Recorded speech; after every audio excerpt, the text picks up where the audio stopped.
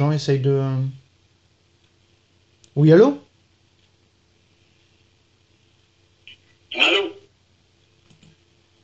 Allô? Allô, oui, bonjour, Jamel Benidir. Oui, vous m'entendez? Oui, oui, c'est parfait. Vous aussi? Oui, oui, parce que je n'entendais pas, donc c'est pour ça. D'accord. Donc, je me présente, Jean Gauthier de la web radio Ville Lumière.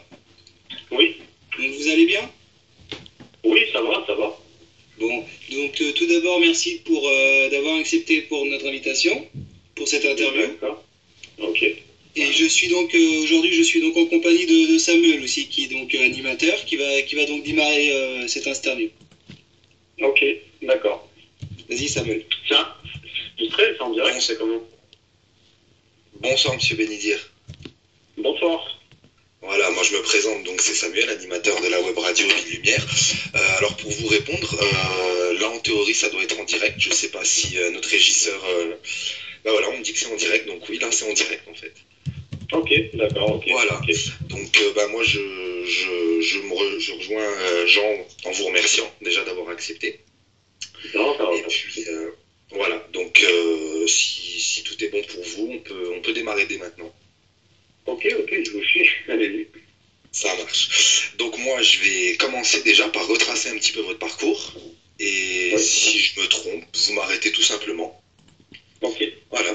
Donc, pour récapituler, vous avez été repéré par Le Havre à l'âge de 13 ans.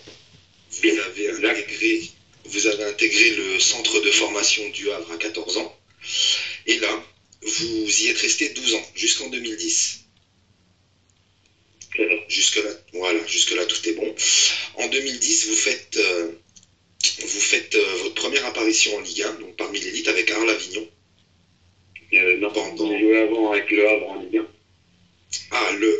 Bah voilà, vous avez bien fait de me reprendre là-dessus. Donc en 2010, vous rejoignez Arles-Avignon, avec qui vous restez 2 ans, jusqu'en 2012. Et là, vous rejoignez Sedan, où vous allez passer une saison jusqu'en 2013, où vous rejoignez la JOCR, club que vous fréquentez actuellement. Exact, c'est ça. Voilà.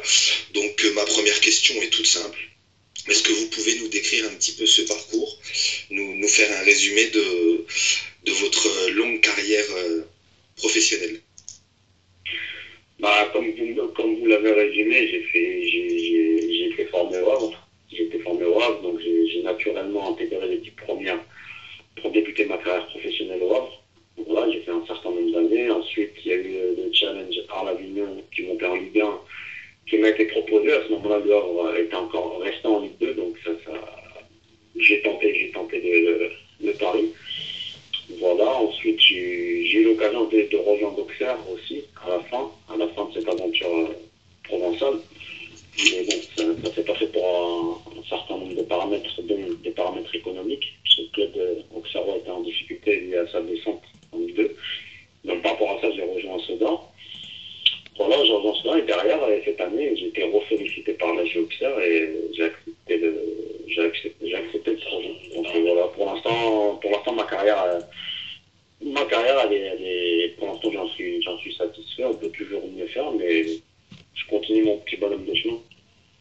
D'accord, merci beaucoup. Et donc, moi, je vais revenir sur un point parce que notre web radio s'intéresse de très près aux jeunes et à la formation. C'est quelque chose qui nous tient à cœur puisque c'est avant toute chose l'avenir du football. Et j'aurais aimé que vous nous parliez un petit peu de vos années formation au Havre. Ça a été un club qui a quand même figuré parmi l'élite pendant très longtemps, qui a un historique en France. Donc, est-ce que vous pouvez nous en dire un peu plus sur sa manière de fonctionner au centre de formation? Vous, comment vous l'avez perçu?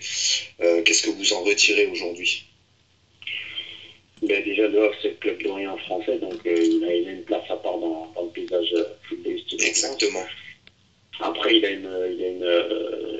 une reconnaissance de la qualité de formation du Havre qui n'est plus à faire. Voilà, il y a eu de nombreux joueurs qui sont sortis, dont des joueurs qui étaient avec moi, hein, qui sont un petit peu partout aujourd'hui. Hein. Quand on voit Mandanda qui est en équipe de France, Lassana Diarra qui était au Real Madrid, Didier Digard actuellement à Nice, Guillaume Moirot, il y en a beaucoup, je dois en oublier. Mais oui, avant travers des années. Donc il y a une qualité au niveau des éducateurs, il y a une ligne directrice forte au niveau des idées. Donc voilà, j'ai appris beaucoup de choses là-bas au niveau footballistique déjà, mais aussi au niveau humain. Car on vit entre guillemets en communauté, en groupe. Donc quelque part, ça nous socialise aussi, ça nous apprend à s'intégrer dans un groupe. Donc en société, on vit en groupe, donc ça nous apprend certaines règles. Les premières, c'est le respect. Au niveau du comportement. Donc voilà. Après, ça se rejoint aussi dans les qualités qu'il faut avoir pour faire une carrière. Don de soi, humilité, travail, remise en question. Donc c'est tout ce qu'on retrouve après dans la vie active, quand soit on n'a pas la chance de passer pro à 18 ans ou même avant, et ben on ressort quand même avec un bagage qui va nous servir dans la vie active, pour rechercher un boulot, s'insérer socialement, etc. Ou alors si on a la chance de signer pro à notre majorité, comme c'était mon cas, et ben ces ingrédients-là, ça me permet de les bonifier au fil des âges, avec l'expérience que je peux avoir. J'y greffe des éléments que j'apprends dans d'autres clubs, à droite, à gauche. Et voilà, c'est comme ça qu'on fait une carrière, mais comme toute chose, c'est la base. C'est la base qui est importante. Donc, comme la base a été positive, donc derrière, c'est plus facile. D'accord, merci. Et donc, comme vous le disiez tout à l'heure, comme vous avez justement repris dans ma présentation, vous avez connu votre première saison en Ligue 1 avec votre club formateur.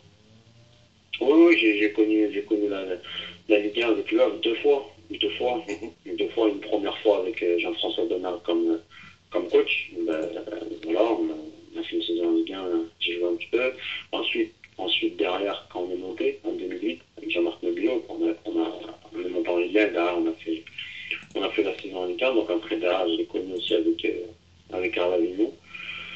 Donc voilà, je pense que voilà, à un moment donné, là, c'est un club qui aurait dû se maintenir en Ligue 1. Alors d'aujourd'hui, ça sera un club du milieu de tableau Ligue 1 et qui serait voilà dans ses ambitions et dans sa qualité de formation. Donc c'est un club comme Auxerre, comme Lens. C'est des clubs qui doivent figurer au sein de l'élite française pour bonifier le football français. Parce qu'aujourd'hui, on a d'un côté des difficultés économiques qui sont pointées du doigt avec des nombreux clubs en difficulté. On a deux mastodontes qui sont le PSG et Monaco qui ont des gros moyens. Mais ça serait bien aussi de retrouver des valeurs propres au football français, des clubs comme Nantes, Lens, Le Havre, des clubs qui ont une histoire, qui soient durablement dans l'élite, qui perpétue cette tradition française de formation. Ce serait tout bénéfique pour la formation et le football français. Je crois que ici tout le monde est d'accord avec ça. Et est-ce que vous pouvez nous expliquer un petit peu ce passage du Havre, donc votre club formateur, à Arles-Avignon? C'était un pari, c'était une envie de changement? À un moment donné, j'avais tout vu. Il faut savoir que déjà, je voulais quitter le Havre lors de la montée en Ligue 1. J'étais sollicité à ce moment-là par Lille. Donc en 2008, j'avais fini étoile d'or France Football, donc j'ai fait une grosse saison. J'avais vraiment envie de quitter le cocon, parce que j'avais tout vu. J'avais besoin de me remotiver, retrouver une fraîcheur mentale. Mais à ce moment-là, j'ai été bloqué et le club n'a pas voulu me laisser partir. Derrière, j'étais un peu frustré, normal, parce que j'avais des ambitions à ce moment-là, j'étais jeune. Et derrière, le club, on a fait la saison en Ligue 1, on a redescendu. Donc derrière, j'avais pas envie de me retaper, entre guillemets, une saison de Ligue 2. Voilà, j'aurais pu aller à Brest à ce moment-là qui montait en Ligue 1. Ça a traîné, Valenciennes aussi, ça avait traîné. Il fallait des départs, il y avait des problèmes économiques, des réductions d'effectifs, donc il fallait attendre. Et là, il y a Arles-Avignon qui s'est manifesté, qui m'a proposé ce challenge. J'ai longuement réfléchi. Et voilà, le projet qu'on m'avait présenté, c'était un petit peu à l'image de Grenoble. Si vous vous souvenez, Grenoble avait fait 2 bonnes saisons en Ligue 1, avait recruté des gars comme Batles, certains gars expérimentés. Il y avait Djemali aussi qui était à Bordeaux. C'était un petit peu la surprise. Après, bon, ils ont foulé au niveau économique. Mais Arles-Avignon m'avait présenté un projet similaire à Grenoble et je me suis dit, pourquoi pas tenter le pari. Quitte au lieu de rester en Ligue 2, tenter le pari Ligue 1 et ça peut se sourire. Bon, derrière, il y a eu toutes les difficultés j'étais un peu pris dans la note. Ça a été une déception de ce côté-là. Maintenant, je suis quelqu'un qui essaie de toujours positiver dans la vie, quoi. Voilà, j'en ai retiré quand même là-bas. Moi, j'ai découvert une belle région, j'ai appris, j'ai noué des relations footballistiques et en dehors. Donc voilà, ça fait partie de la vie. Voilà, on fait des choix, on s'engage totalement et faut pas avoir de regrets, même si je peux être déçu. Après, ça fait partie du truc, quoi. D'accord. D'accord, c'est vrai que de toute façon, c'est des choses qu'on peut malheureusement pas anticiper, mais qui forgent un joueur. En tout cas, je pense. Exact. Et aujourd'hui, avec la JOCR, vous êtes 15e, à 3 points du premier relégable, si je dis pas de bêtises, dans un club aussi historique que celui-là, qui à l'image de Lens, à l'image du Havre, comme vous le précisiez justement avant, c'est des clubs qui devraient pas figurer en Ligue 2, c'est des clubs qui devraient être dans l'élite en permanence. Aujourd'hui, la JOCR, c'est une institution qui est 15e de Ligue 2. Comment on le vit au sein du club? Quel genre de pression vous avez? Comment vous gérez ça dans l'équipe, au sein du club? Non, mais c'est une situation qu'il ne faut pas aller chercher qu'aujourd'hui. C'est une situation qui a commencé quand le club était déjà en Ligue 1. Donc voilà, avec la Ligue des Champions qui a fait plus de mal que de bien au club, il y a eu entre guillemets un embourgeoisement. Voilà, on a vu économiquement le club a failli couler. Donc c'est dû à ça. Hein. Il y a eu une envolée au niveau des salaires, des contrats, etc. Un embourgeoisement au niveau des joueurs. D'ailleurs, le club descendu, c'est difficile. C'est difficile déjà de gérer une descente. Mais quand après vous gérez une descente avec une équipe qui avait pas forcément parce que si la JOCR est descendue, c'est qu'il y avait un problème au niveau, il n'y avait pas de cohésion de groupe, il n'y avait pas de cohésion de ce que j'ai vu, de ce que j'ai appris entre guillemets, il n'y avait pas de cohésion de groupe. Donc là, un club qui descend avec toujours cette même ossature de joueurs sans cohésion de groupe, ça a donné déjà l'année dernière une année un petit peu difficile en Ligue 2. Ensuite, ce qu'il y a eu, c'est des données économiques vraiment réelles. Voilà, c'était vraiment difficile, donc il a fallu reconstruire. On va dire que le club aujourd'hui, il est en reconstruction, l'effectif est très jeune, manque d'expérience. Après voilà, ça fait partie du truc. Je pense que cette année, ce qu'il faut, le cap qu'il faut, c'est maintenir le club en Ligue 2, parce que ça passe par là, maintenir le club en Ligue 2. Et derrière, ça fera 2 ans que le club est en Ligue 2, il aura bien digéré, je pense, la Ligue 2, ce sera fort au jeu de la Ligue 2. Et l'année prochaine, voilà, construire un groupe compétitif pour tenter d'accrocher la montée. C'est ça. D'accord. Et justement, par rapport à la compétitivité de l'équipe, est-ce que vous avez pas vécu le départ de Ntep comme quelque chose de risqué par rapport aux ambitions du club? C'est un joueur qui a énormément d'avenir, ou en tout cas un énorme potentiel. On l'a encore vu ce week-end contre Nantes. Comment l'a vécu l'équipe? Parce que c'est quand même un joueur qui a été réclamé par énormément de monde. Donc peut-être que la JOCR aurait pu essayer de maintenir un petit peu ce joueur au sein de l'effectif. Non, bah après, je rentre pas dans ces considérations économiques. Après, voilà, il y a eu des données économiques que le club pourrait pas refuser dans la conjoncture actuelle. Voilà, footballistiquement, c'était un joueur important de l'équipe, il était décisif. Donc c'est clair que c'était une perte de ce côté-là. Après voilà, on fait avec, et puis on n'a pas envie d'en passer, quoi. D'accord, très bien. Et puis, j'ai une dernière question avant de laisser la parole à mon collègue. J'aimerais que vous reveniez, si ça ne vous dérange pas, sur votre expérience en U19. J'ai cru voir qu'en 2003, vous avez été sélectionné en équipe de France U19. Oui, c'est quelque chose qui est, je pense, fantastique pour tout joueur de foot en France. Est-ce que vous pouvez nous la raconter un petit peu? Oui, en fait, moi, j'ai fait des sélections de 15 à 19 ans. J'avais comme coach Jean-François Jodard, et ensuite j'ai eu René Girard, qui est actuellement coach à Lille, qui est en place à Lille. Donc, non, j'ai connu des sélections de 15 ans à 19 ans. C'était une très belle expérience. Ça aurait pu être encore mieux, mais à cette période-là, j'avais connu quelques fâcheuses blessures qui m'ont un peu freiné dans cette progression internationale. c'était une belle expérience, une belle aventure. Donc voilà, j'en retiens du positif. D'accord, super. Eh ben, je vous remercie pour ma part, Monsieur Bénidir. Et je laisse maintenant la parole à Jean. Et je vous souhaite encore une très bonne continuation en espérant Merci à vous.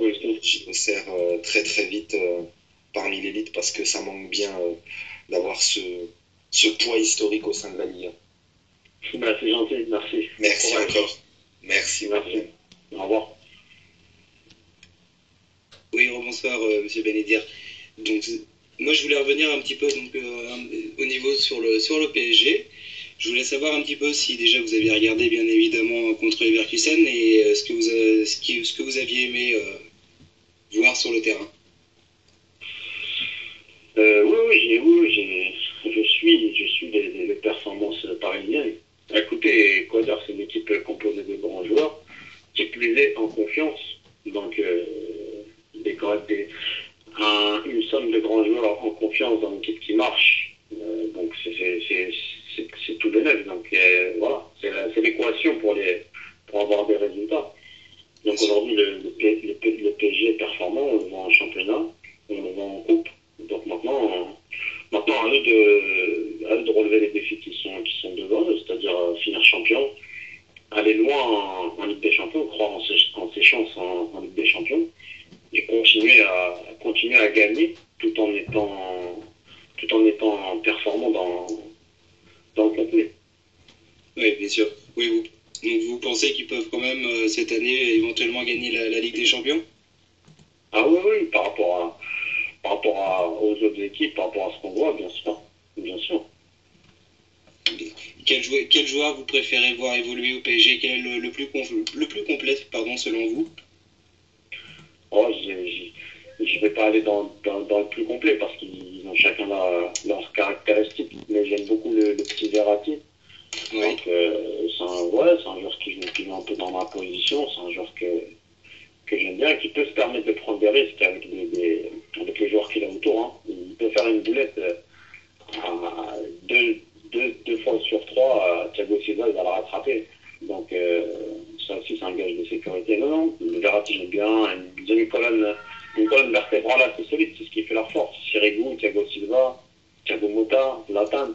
Donc c'est important dans une équipe. Quand on a une colonne vertébrale solide et performante, autour c'est beaucoup plus facile pour les autres car ils se bonifient. Les autres joueurs ils se bonifient à leur contact. Donc c'est ce qu'on voit avec l'envergure que prend Verratti, Matuidi, Van der Ven. Aussi c'est ça, c'est qu'il y a une colonne qui est performante, qui emmène tout le monde et voilà. Ouais, c'est vrai que ça reste quand même une équipe relativement complète, bien sûr. Donc je voulais revenir un petit peu sur vous aussi. Je voulais savoir un petit peu comment vous prépariez vos matchs. Comment je préparais mes matchs? Oui. C'est-à-dire naturellement, hein, il se passe une semaine classique. Moi, je suis concentré sur mes objectifs de jeu. Voilà, par rapport à l'équipe qu'on va affronter en face, par rapport aux joueurs au type de joueurs que j'aurai dans ma zone, et voilà, tout simplement. Bien sûr. Et donc, quels sont vos objectifs personnels? Ou est-ce que... maintenir le club, être performant et apporter toujours un plus, sur et en dehors du terrain. Voilà, c'est ça mes objectifs. Bien sûr, d'accord. Donc, écoutez, moi, je tenais à vous remercier également, M. Bénédir, de nous avoir accordé un petit peu de votre temps. Non, le plaisir était pour moi. Et puis, comme disait tout à l'heure Samuel, je vous souhaite aussi une bonne continuation pour le reste du championnat. Merci, vous aussi alors. Merci, bonne soirée, au revoir. Merci, au revoir.